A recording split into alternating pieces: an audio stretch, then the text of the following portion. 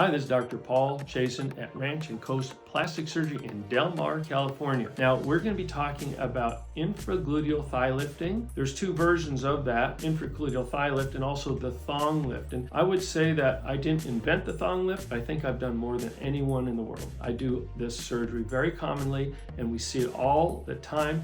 And people come from all over the world to have me do it because they just can't find anyone else that does this. And I do this on a regular basis. It's part of being a surgical adventurist. So I'm going to show you, sometimes we see people who have one of two things. They have prior liposuction in this area, and then the skin just falls and they just have excess skin and it really bothers them. They feel the skin on their legs, or they just have a boxy square butt. And so by doing a thong lift, the incisions are in between the buttock crease and they finish out here. Look how great that looks. Look at all this skin has been removed.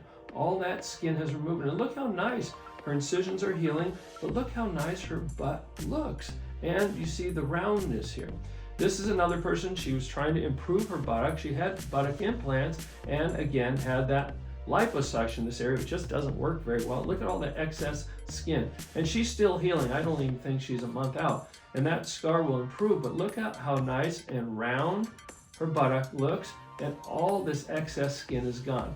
I would say these patients are the happiest patients, and it's a great surgery. It's not a lot of recovery, takes about 2.5 hours, and they do really, really well. And I think some people didn't even know this surgery exists. So we're talking thong lift.